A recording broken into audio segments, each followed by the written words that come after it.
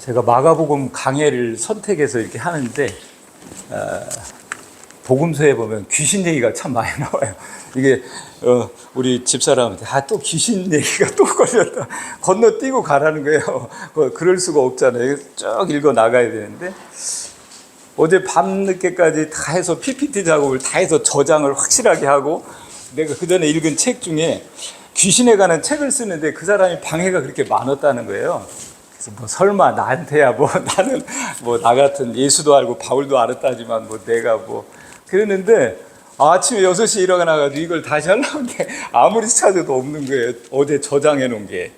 그래가지고 기도도 못하고 다시 아침부터 작업을 후다닥 해온 겁니다. 그러니까 좀 이해를 하시고 마귀의 계계가 아닐 거예요. 아마 컴퓨터 미숙해서.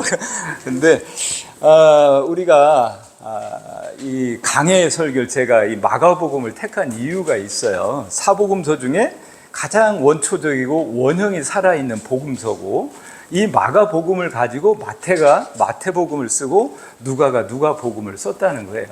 근데 우리가 이제 성경을 읽으면서 일반적으로 성경은 마가가 김밥교회 교인들한테 보낸 여러분들을 향해 쓴 건 아니에요. 이게 1차 수신자가 있어요. 1차 독자가 있어요. 네. 근데 그 마가와 1차 독자하고의 사이에서는 이미 공유된 것들은 다시 언급할 필요가 없어요. 자, 오늘 예배를 드리는데 목사님이 오늘 우리 영타폴에서 11시 예배를 지금부터 시작하겠습니다. 얘기 안 해, 영타폴 얘기 안 하셨어요. 왜? 이미 영타폴인 걸 여러분들은 다 아니까 다시 그걸 가지고 영타폴을 언급을 안 하는 것처럼 1차 수신자들과 마가 이 성서의 기자들 사이에는 이미 공유된 것들이 있는데 2차 수신자, 우리들이 2차 수신자예요. 우리한테는 어때요? 그들과 공유한 의미의 공백이 있어요.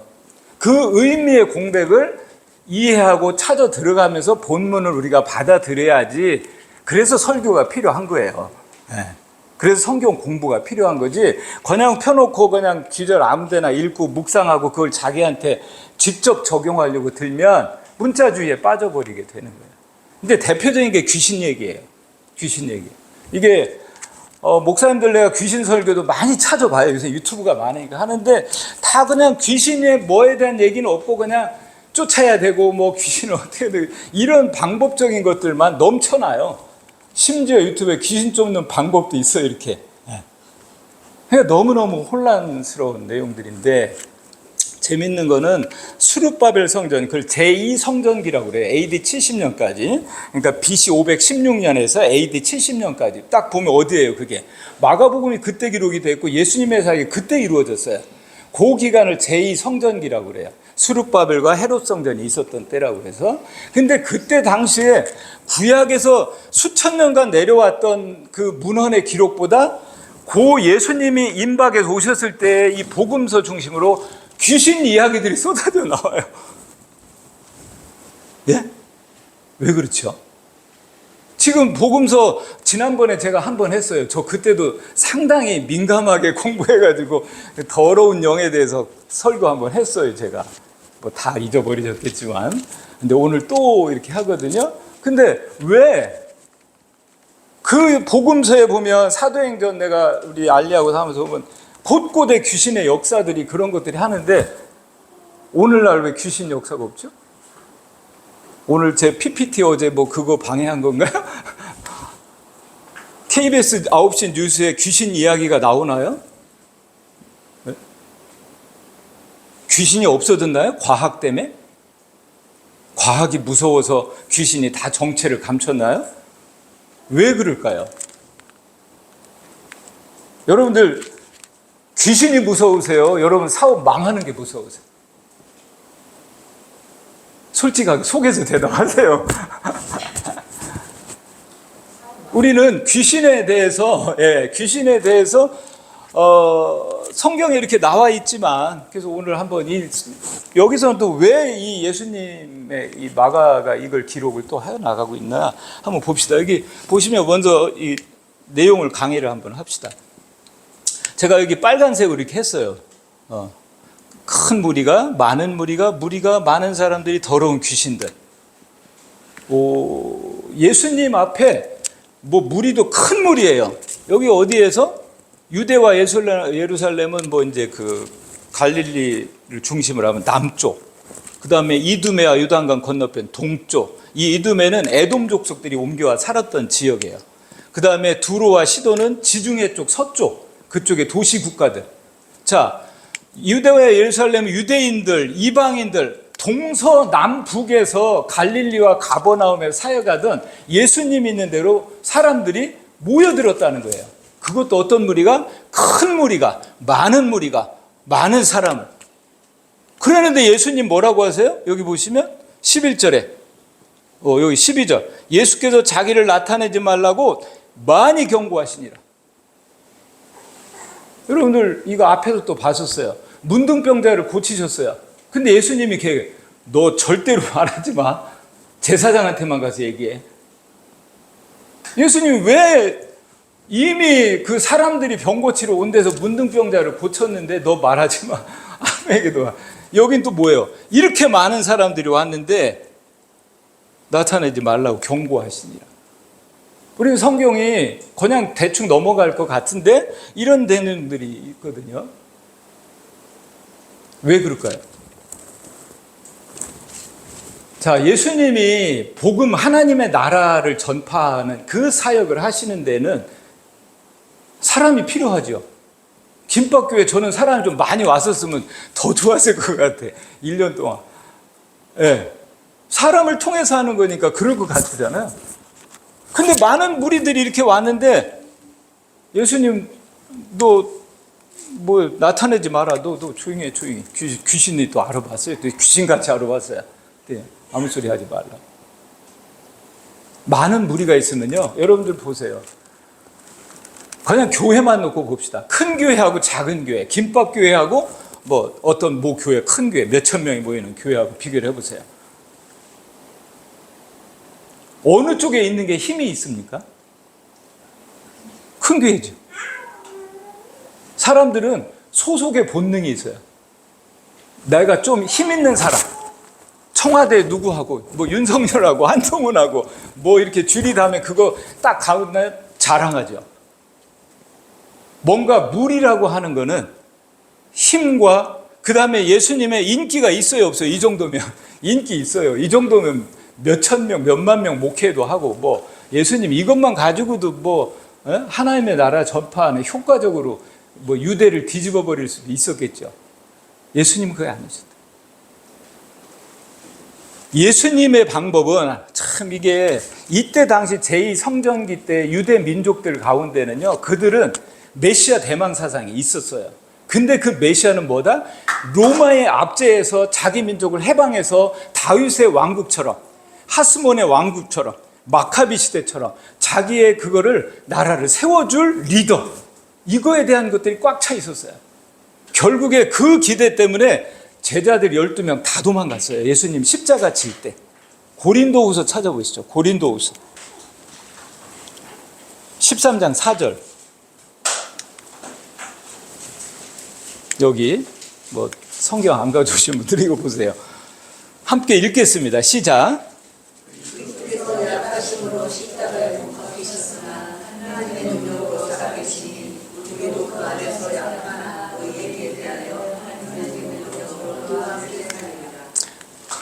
그리스도께서 약하심으로 십자가에 못 박히셨으나 우리가 인간들이 생각하는 하나님의 일은 이렇게 힘을 가지고 무리를 가지고 큰 어떤 물질의 자본을 가지고, 요새 뭐 목회하는 사람들 속에서 그러잖아요. 성령의 역사는 자본의 역사다. 그런 식으로 하면서 뭐 교회 지어놓으면 사람이 온다. 이건 교회가 아니죠. 예수님은 어떻게 하나님의 나라 일을, 예수님이 이 마가복음은요, 그래서 16장 끝까지 가면서 결론은 뭐냐, 마가는 예수 그리스도의 십자가의 죽으심을 통해서 하나님의 일을 완성하시는 그거를 끌고 가는 거예요. 근데 병 고쳐서 오는 자들은 어떻습니까? 이들은 다 뭐예요? 예수님을 갖다가 다 어떻게 예수님을 이용해서 자기의 문제를 해결하려고 온 자들이에요. 근데 여기에 또 한 무리가 있어요. 여기 보세요. 13절. 또 산에 오르사 자기가 원하는 자들을 부르시니 나온지라. 예수님을 중심으로 몰려온 자들이 있고 예수님이 부른 자들이 있어요. 예? 여러분들은 예수님 앞에 몰려왔습니까? 예수님이 불러서 오셨어요? 김밥교회?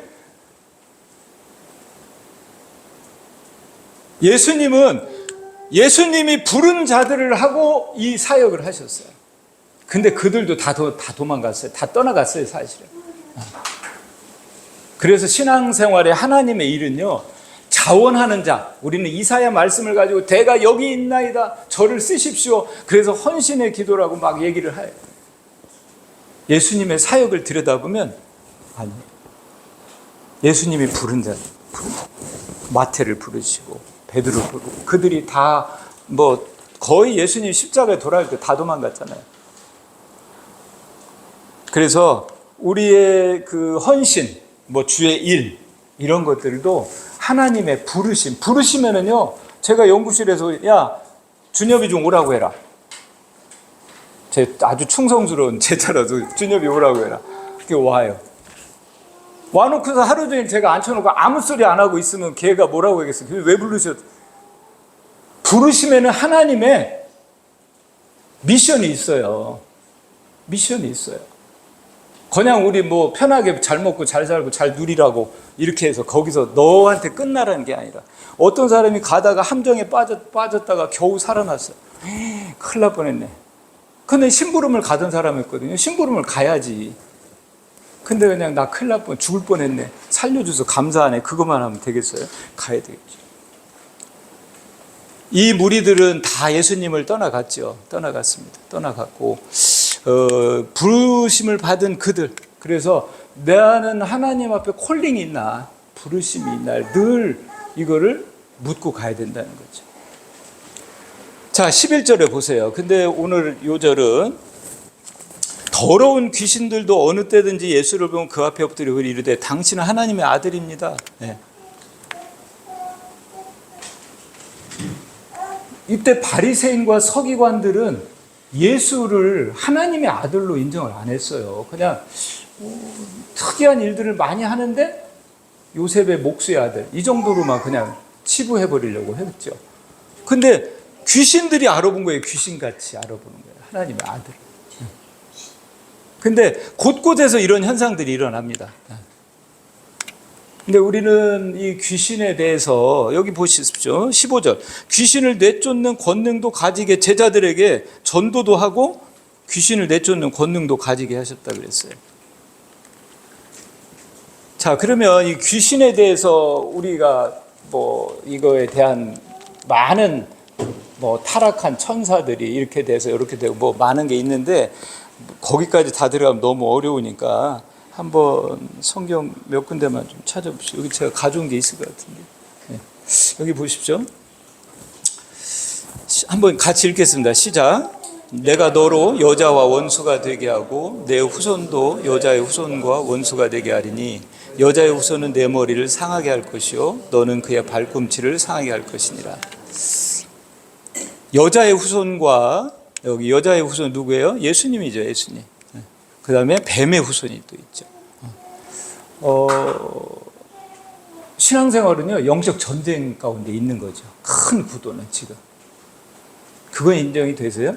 이 세상은 영적 존재, 영적인 실체들이 있고, 그 다음에 영적 전쟁이 지속되고 있는 그 속에 우리가 살아가고 있는 거예요. 근데 사탄, 악마, 귀신, 이 실체들은 이 세상은 인간들 너희들만 사는 세상이야. 하나님이 창조했고 너희들이 잘 살고 유토피아를 만들면 되는 세상이야 라고 인간들끼리 국가를 만들고 가정을 만들고 교회를 만들고 뭐 종교를 만들어서 이렇게 인간다운 삶을 살아가도록 하는 게 귀신의 전략. 제가 오늘 주보에 오늘 설교 제목이 있어요. 인간 속의 악마. 그렇죠? 무서운 말이잖아요. 인간 속의 악마. 이게 프랑스의 장 디디에 뱅상. 이름도 어렵죠? 장 디디에 뱅상인데 이게 제가 갖고 있는 서재 쭉 찾다 보니까 제가 그 책을, 이게 한 30년, 90년대 책이에요. 근데 이 사람이 누구냐면 프랑스 파리 대학의 의과대학의 신경생리학 교수예요. 아주 프랑스에서는 탁월한, 아주 뭐 거의 탑에 있었던 이 뇌하고 신경생리학 쪽의 교수예요. 근데 이 사람이 쓴 책 제목이 이거예요. 인간 속의 악마. 내가 이 책을 꺼내서 내가 한 30년 전에도 귀신에 관심이 있었구나. 내 서재를 보고서 알았어요. 그때도 이게 왜 이게 뭐지? 그때 제가 이제 뭐 칼럼도 쓰고 하니까 많은 자료들이 필요했겠죠. 귀신병과 정신병 이걸 분별하기 위해서 그런 자료들을 해서 책꽂이에 딱 있어서 그 책을 한 1, 2주 들고 훑어보고 그랬는데 이 사람 얘기가 재미난, 이 사람은 넌크리찬이에요. 과학자예요, 한마디로. 과학자. 근데 상당히 통찰력이 있었던 과학자예요. 오늘날도 이 뇌의 시대라고 합니다. 지금 뇌과학이 많이 발전해가지고 마지막 인체의 신비의 남은 부분은 뇌라 이렇게 보는데 정말 많은 것들이 밝혀졌어요. 이 사람 책 속에 재미난 내용이 있어요. 인간 속에는 뇌 지도가 있는데 연애 지도가 있답니다. 연애 지도가 있는데 그 연애 지도가 어려서 세팅이 잘못되면 동성애자가 되고 변태 성욕자가 된대요. 그러니까 이 사람은 그 fMRI, 펑셔널 MRI가 나오기도 전에 뇌 기능인데 어떻게 그런 통찰력 있는 그 글을 쓰면서 악마는 뇌 속에 있다는 거예요. 뇌 속에. 이거 그냥 과학적인 그 과학자의 그 자기 연구 저거예요. 그랬는데 최근에 이 뇌과학의 정보들에 의하면 여러분들이 기억이라고 하는 게 어디 저장되는 것 같아요? 기억 10년 전, 5년 전 기억들이 1000억 개가 되는 인간의 뇌 세포 안에 시냅스가 있어요. 이렇게 해서 신경 전달 물질이 왔다 갔다 하는 전기적, 화학적 작용하는 그 시냅스, 그 사이, 그 간격 속에 저장이 되는데, 이게 너무너무 심해요. 거기 공간이에요, 공간. 그러는데 인간의 뇌에는 지도가 있다는 거예요. 왜? 저도 MRI를 가지고 여기 표준과학연구소에서 그 fMRI를 가지고 뇌자도라고 그래요. 이건 심전도, 뇌파도 저희가 EEG를 했는데 fMRI를 가지고 그 실험을 해요. 침을 딱 놨을 때 발가락에 놨는데 뇌에 펑셔널 MRI로 그 순간을 찍으면 어느 부위가 활성화되는 게 보여요.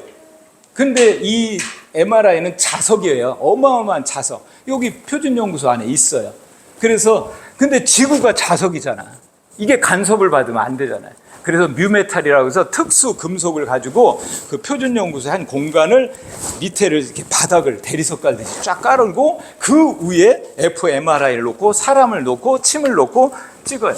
그래서 이제 그 실험 연구들도 하고 뇌의 어떤 기능, 침이 여기 발가락에 놨는데 뇌는 어디서 활성화되더라 라는 걸 가지고 그 커넥션 규명하는 논문들을 하는 거예요. 근데 저희보다 훨씬 더 탁월한 그 연구자들의 결과에 의하면, 세계적인 결과에 의하면 내가 팔이 하나 잘라졌어요. 잘라지면 얼마나 아프겠어요. 그 통증을 느낄 때 뇌에 활성화되는 부위가 딱 지도가 있어요. 이렇게 기역자 모양으로 이렇게 여러분 설명드리면 1000억 개의 세포가 딱딱딱 연결되는 그 지도가 있다니까요. 그때는 통증, 요거는 통증이야. 이거는 기쁨이야. 뭐 이런 식으로. 근데 팔이 잘라졌을 때 느끼는 통증의 그 뇌 지도가 활성화되는 걸 fMRI 딱 찍었어요. 근데 어떤 사람이 부인이 죽었어요. 부인이 죽었는데 마음이 아파 죽겠어. 정말 너무너무 살 가치가 없고 그 좌절 속에 있는 사람의 뇌 fMRI를 딱 찍었더니요. 팔 잘라졌을 때 활성화된 부위가 딱 같이 활성화되는 거예요. 예? 결론. 감정은 몸이다. 감정은 여러분 마음이고 생각으로 생각했잖아요. 그게 몸의 변화고. 그것까지 지금 왔어요.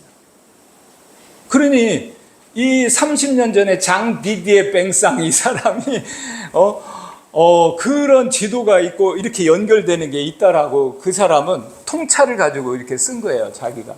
그것들이 현실화되어 가고 있거든요. 자, 제가 이제 여러분들한테 뭐 귀신이 뇌 속에 있다고 하려고 하는 게 아니고 저는 그걸 안 받아들이는데 뇌가 밝혀지고 있어요.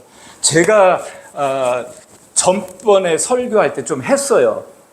이 하나님의 저거는요, 로마서 8장에 나오잖아요. 죄와 사망의 법이, 생명의 성령의 법이 죄와 사망의 법에서 우리를 구원한다고 그랬어요.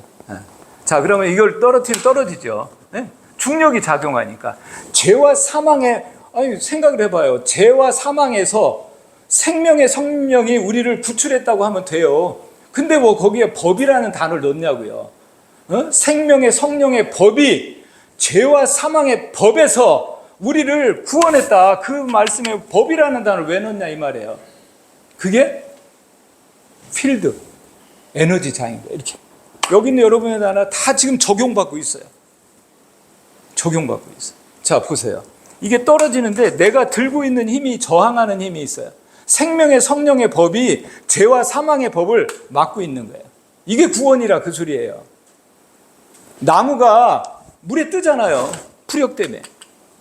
여러분들 속에 죄와 사망의 법에 작용하는 사람이 있고 생명의 성령의 법의 작용 속에 살아가는 사람이 있다는 거예요. 신앙은요, 나의 어떠함이 아니라 너 소속이 어디냐예요. 너 소속이. 너 지금 어디 있느냐? 너 누구하고 함께 살고 있느냐? 이게 신앙이에요. 종교인은 뭐예요? 내가 기도했어요. 큐티했어요. 뭐 했어요. 봉사했어요. 나 열심히 일하고 있어요. 아니에요. 그건 바리새인들이 더 잘했다니까요. 구제, 11조, 뭐 11조?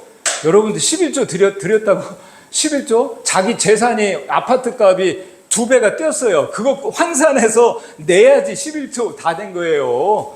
어디 월급에서 뭐 이 세는 내가 지난번에 했잖아요. 11조가 예수님이 인격화 시켜버린 거라고 다.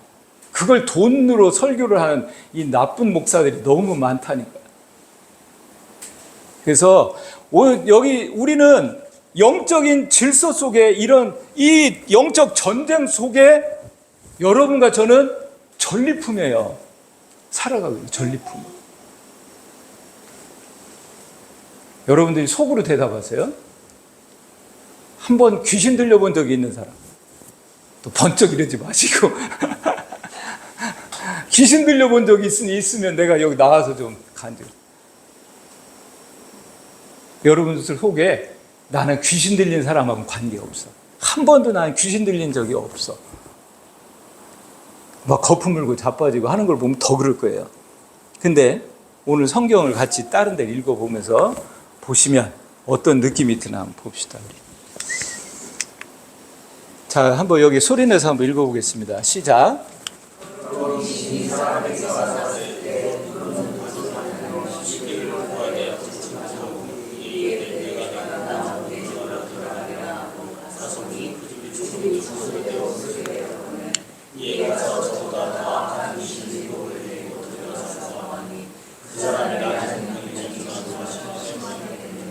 예, 누가복음, 누가는 의사예요. 의사예요. 한마디 요즘 말하면 과학자예요. 여러분들이 뭐 옛날 의사 뭐 별걸 있겠어. 아니에요. 우리는 늘 2000년 전이면 2000년 시대의 의사면 그때 당시 천문학은 그때로서 과학이에요. 오늘날 우리는 인공지능 시대에 살아가고 있지만 그때로서는 누가는 의사고 합리적인 생각을 했고 사람에 대해서 관찰을 한 사람이에요. 그 사람이 말하기를 보니까 뭐예요? 집이 어디예요? 이 내 집이 뭐예요? 누구네 집이에요? 내가 나온 내 집이래요. 내가 나온 내 집이 누구네 집이에요? 예? 여러분들의 몸이 여러분 거예요? 여기 보니까 마귀가 뭐라고 그래요? 내가 나온 내 집에 내가 나온 내 집으로 돌아가리라 하고 그 집이 청소되었거늘. 여러분들 성경 읽으면 기분 나빠져야 돼요. 기분 나빠. 여러분의 몸이 뭐다? 귀신의 집이었다는 거예요. 귀신의 집. 자, 여기 보시면 그 집이 청소되고 수련에 더 악한 귀신 7을 데리고 와서 나중 형편이 전보다 더 심하게 됐다. 귀신이요. 들락날락 한다는 소리예요. 들락날락. 어떻게? 내 허락 없이. 내 허락 없이. 들락날락 한다는 거예요. 자, 봅시다. 한번 같이 읽어봅시다. 시작.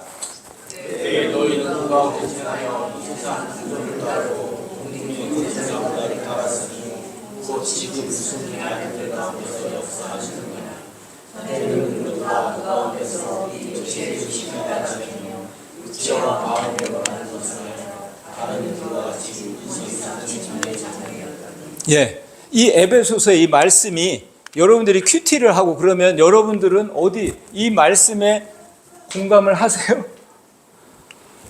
공중권세 잡은 자를 따랐었어요. 내가 세상 풍조를 따랐었어요. 분순종들의 아들 가운데 역사하는 그 영의 가운데 있었어요. 이해가 되세요? 그 다음에 같이 한번 읽겠습니다. 시작.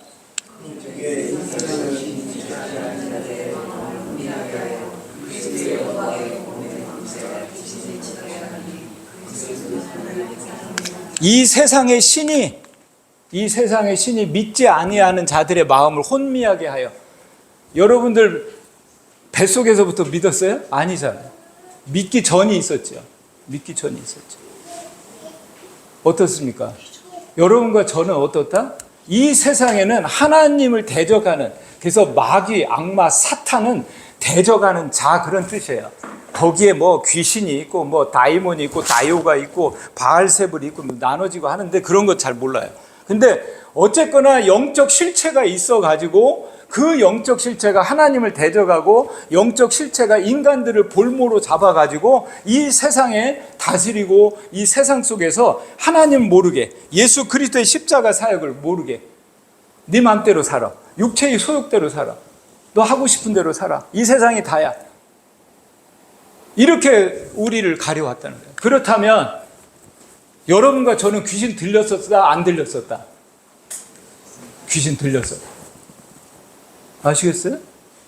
자, 여러분들이 귀신 들린 적이 없다고 하는 사람은요, 예수 믿은 적이 없어요. 다시 보세요. 예수 믿은 적 없으세요, 여러분? 성령 받은 적 없으세요? 왜? 복음서 보세요. 예수님이 등장하면서 귀신들이 예수를 알아보고 귀신의 정체가 막 드러나요. 사도행전도 그렇고. 예수님이 등장할 때 그 제2성전기의 수많은 문헌 속에서 이 복음서에서 이게 독특하게 이때 집중돼서 이 언급들이 나오는 거예요. 그래서 이 세상을 살아가는 우리는요, 영적 전쟁 가운데 살아가고 있는 거예요. 다만 예수 그리스도가 십자가에서 이겨놓은 싸움을 우리가 살아가는 거예요. 두려워하거나 무서울 필요는 없어요. 근데 보세요. 자녀들은 혈과 육에 속하였으며 그도 또한 같은 모양의 혈과 육을 함께 지니심은 죽음을 통하여 죽음의 세력을 잡은 자, 곧 마귀를 멸하시며 또 죽기를 무서워함으로 한평생 매여 종로로 사는 모든 자들을 놓아주려 하심이라. 여러분이나 저는요, 아니 모든 세상의 인간들은요, 여기 나온 것처럼 죽음의 세력을 잡은 자 곧 마귀를 멸하시며 죽음에 대한 공포 가운데 살아갑니다. 뇌과학자들이 fMRI를 가지고 많은 감정은 곧 몸이다, 여기까지 다 정리를 했어요. 이제 뭐 감정이 생각이다, 뭐이다, 이런 것들이 아니라 몸의 전기적, 화학적 생리현상이다 라고까지 정리가 됐는데 찾지 못하는 게 딱 하나가 있어요. 감정의 가장 모든 것, 희노애락 비경공, 7가지 감정이 심리학이나 뭐 이런 데 철학이나 이런 데서 많은 연구를 하지만 그 감정의 모든 뿌리는 두려움이에요. 두려움의 출처를 못 찾고 있어요. 지난번에 제가 했죠. 창세기 3장에 선악과를 따먹은 인간들이 하나님의 날 무서워서 그 나무에 숨어요. 그때 그 속에 두려움이, 수치와 두려움이라고 그랬잖아요. 제가 설명했잖아요. 이 세상의 문화는 뭐다? 그 수치와 두려움을 가리려고 하는 본능적 행위들이다. 그 두려움의 뿌리를 과학이 인간의 감정 다 이거 해석이 되는데 이 공포가 뭐냐? 이 두려움이 뭐냐? 이 정체가 어디서 왔냐? 그걸 못 찾고 있어요. 성경이 인간을 말해주고 있는 거예요. 근데 그 두려움에 대한 뿌리가 뭐다? 죽음에 대한 공포가 많아요. 죽음. 여러분들 몸이 아프면 왜 짜증나고 몸이 힘들고 왜 감정이 자꾸 상하죠? 죽을까 봐. 죽을까 봐요. 아니에요? 나 죽어도 괜찮아요? 정말 바울처럼 죽는 게 유익이야. 그런 고백이 나올 수 있는 사람은 성령의 역사를 받은 사람들이죠. 그 지배를 다스림을 받을 때. 여러분 성령을 받으면요. 더 필요한 게 없는 사람이에요. 더 필요한 게 없는 사람. 더 추가할 게 없어요. 이게 성도의 삶이에요. 그래서 성도는 무서운 게 없는 사람이 돼야 돼요. 성도. 그래서 초대교회 사도행전에 보세요. 그들이 그 길을 갔어요. 오늘날 저나 여러분들 우리의 한국 교회 기독교인들이요. 우리는 우리 자신을 성경을 기준으로 성경에서 말하는 삶으로 우리를 봐요. 아직도 나는 선과 악이라고 하는 이분법적인 그 세뇌받은 거 거기에 살아가고 있는지. 그래서 우리는 신앙생활을 하면서 이게 옳으냐 그르냐를 따지면 종교 바리새인들이에요. 주님이 기뻐하는 일인가 아닌가. 세상 사람들이 다 악이라고 해요. 근데 주님이 기뻐하는 일에서 그걸 할 수 있는 사람, 그게 성령의 사람. 선과 악을 따지는 게 이거는 이분법적인, 그거는 이미 여러분들 보세요. 여러분들 제가 사우나 가서 늘 느끼는 게 그거예요. 여러분들 남이 발 닦은 물로 세수해요? 누구 바보라고 할 거예요, 그 사람. 근데 탕 안에 쭉 들어앉아서 옆에서 이렇게 보세요. 나 발 담그고 있는데 옆에 사람 물로 그 온천물이라고 얼굴 닦고 있어요. 뭐예요? 개념이 커지니까, 개념이 커지면 아름다움과 추함이 선과 악을 다 넘어가는 거예요. 아시겠어요? 이게 신앙의 세계예요. 근데 옳고 그름 이렇게 저렇게 그거는, 근데 제자들이요, 여기 보세요. 제자들이 아까 그 마가복음에 나왔잖아요. 제자들의 마귀를 쫓는, 귀신 쫓는 권능도 준다고 하셨는데, 여기 보니까 예수께서 손을 잡으니까 일어나서 집에 가 제자들이 조용히 묻되 우리는 어찌하여 그 귀신을 쫓아내지 못하였나이까, 이러면서 제자들이 귀신을 못 쫓아내서 이렇게 좀 애매한 상황을 예수님이 해결한 걸 볼 수가 있어요. 마가복음 9장에 이르시되 기도 외에 다른 것으로는 이런 종류가 나갈 수 없느니라 하시니라. 그곳을 떠나 갈릴리 가운데로 지나서 예수께서 또 아무에게도 알리고자 아니하시니. 기도 외에. 그러니까 우리는 뭐 나오잖아요. 예수 이름으로 귀신을 쫓아내라. 그러니까 예수 이름으로 기계적인 어떤 방법론으로 했어요. 하라 소리가 아니에요. 이게 뭡니까 이게? 기도 외에는. 제자들 너희들 못해 그 소리예요. 하나님이 하신다 그 소리입니다. 하나님이 하신다. 하나님이 하시는 소리. 오늘날 뭐 귀신을 쫓아내는 목사들 그걸 뭐 자기들의 전유물처럼 하는 그런 것들은요, 수없는 참 많은 문제들을 일으키고 있죠. 그래서 그가 우리를 흑암의 권세에서, 흑암의 권세, 마귀의 권세 건져내서 그의 사랑의 아들의 나라, 예수님의 나라, 예수님의 나라로 옮기셨으니. 이런, 그래서 여러분이 정말 내가 지금 어디에 속해서 살아가고 있는가, 이게 신앙생활의 가장 기본적인 통찰, 이걸 깨달으셔야 돼요. 여러분들 서울에 도착한 사람은요, 서울에 가려고 노력 안 해요. 네? 서울에 도착한 사람이 서울 가려고 서울이 어디야? 서울 가야 되는데 나 이 검사해보라고 할 거예요. 근데 왜 크리스찬들은 구원에 대해서, 천국에 대해서, 하나님 나라 속에서 이미 임했는데 자기 신앙의 확신이 없어서 그런 걸 자꾸 묻고 자꾸 이렇게 하죠. 두려워하고 그러죠. 이게 왜 그렇게 됐을까요?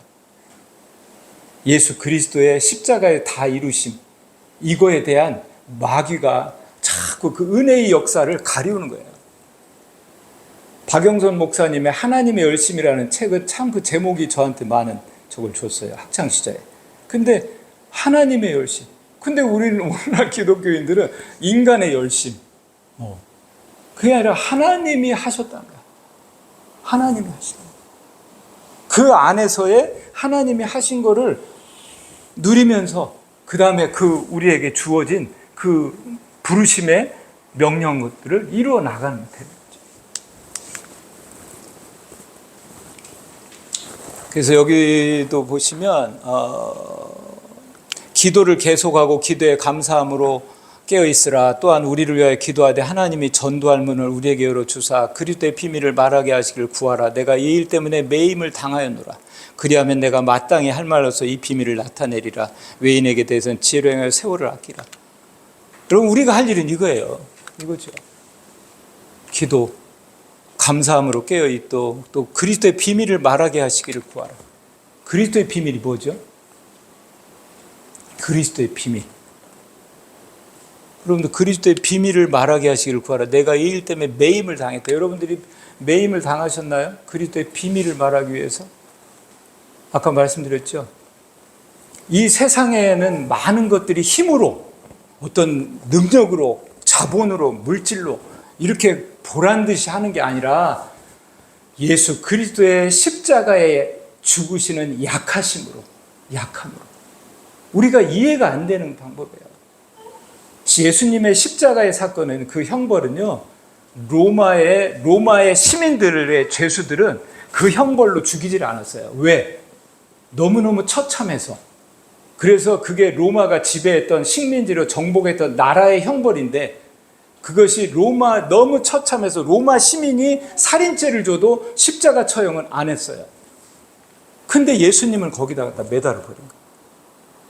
이건요, 예수님의 십자가에, 그러니 다윗의 왕국을 꿈꿨던 그 유대 민족들, 바리새인, 서기관뿐만 아니라 예수님을 따랐던 제자들 아무도.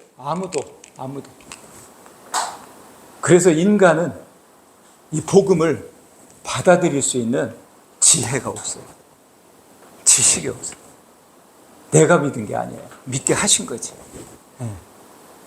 그래서 여기 나온 것처럼 그리스도의 비밀은, 그 예수님의 십자가는요, 패배예요. 패배입니다. 여러분들, 망하는 게 좋으세요?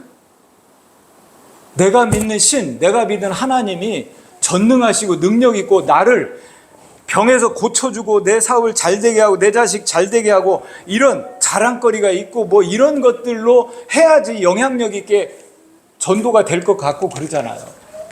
근데 그리스도의 비밀은 그게 아니라니까요. 하나님이신 분이 어떻게 신이 인간의 손에 죽임을, 목졸림을 당하냐는 거예요. 인간에게 침뱉음을 받고 인간에게 뺨을 맞고, 그게 어떤 신이에요? 믿어져요? 여러분, 믿어졌어요? 내가 믿을 수 없는, 내가 받아들일 수 없는, 나는 강한 게 좋고 나 죽음이 싫어.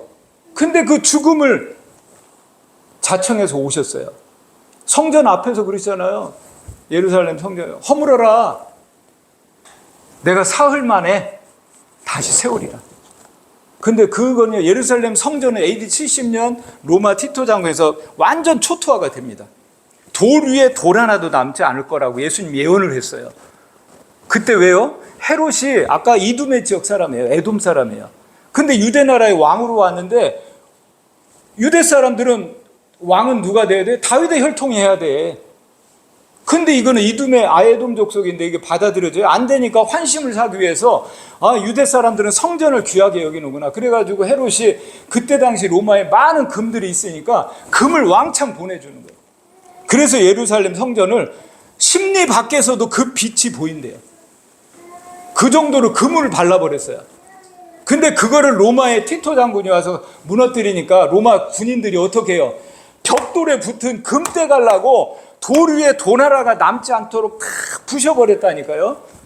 예수님이 예언한 그 한마디에 그대로 예언이 됐어요. 근데 그 예언 속에는요, 예수님이 몸된 성전, 내가 십자가에 죽게 될 거다, 사흘 만에 살아나리라는 것도 포함한 예언이었던 거예요. 제가 한번 얘기했잖아요. 예수님의 성육신 인격화, 이걸로 율법의 인격화, 성전의 인격화, 안식일의 인격화. 이제는 여러분과 저한테는 뭐예요? 여러분과 제가 교회잖아요. 교회잖아요. 이렇게 김밥교회 뭐 모였다가 흩어지면 흔적도 없는 이거니까 사람들이 안 오는데 내비두세요. 안 오면 많은 거죠. 예. 근데 여러분이 교회예요. 그래서 사실 우리가 교회를 비판할 때도 있지만 그거는 내가 나를 욕하는 거예요. 예. 성령이 여러분과 저희 안에 계세요. 그 다음에 귀신들은 이미 다 떠나갔어요. 예. 그래서 나도 귀신 들렸던 자예요. 근데 아까 말씀드렸죠. 죄와 사망의 법이 우리를 자꾸 땅으로 끌어내려요. 근데 생명의 성령의 법이 받치고 있는 거예요. 그래서 뭡니까? 신약에 예수 그리스도 안에, 십자가 안에, 성령 안에, 그 안이라고 하는 인, 영어로 인 크리스토. 그 단어가 그렇게 중요한 거예요. 그래서 여러분과 저는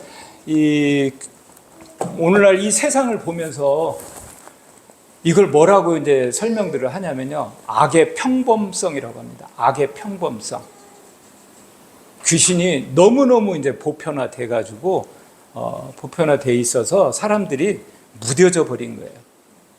교회에서도 이건 귀신 설교는 좀 이상하니까 애매하게 말하기 잘못하면 이게 함정에 빠지기도 하니까 넘어가 귀신을 쫓으시면 됩니다. 뭐 이렇게 가는데 이 부분에 대해서 명료하게 우리가 영적 전쟁 한가운데 살아가고 있구나. 깨어 있어야 되는구나. 그 말씀들이 너무 많잖아요. 그래서 신앙생활은 내가 어떻게 좀 더 성숙하고 사회가 잘 변화되고 이게 아니에요. 이런 영적 질서 속에서 내가 이런 자리에 있구나라는 걸 깨닫고 우리가 살아가는 거예요. 여기 마지막에 이걸 보겠습니다. 제자들이요. 주의 이름으로 귀신이 막 항복하고 하는데 예수님이 사탄이 하늘로부터 번개같이 떨어지는 것을 보았다 얘기를 하시고 하는데 마지막에 보세요.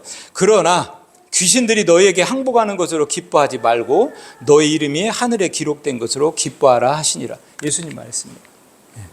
여러분들이 하나님의 자녀가 된 것, 하나님의 자녀된 그걸 기뻐하고 감사하고 살아가시기 바랍니다.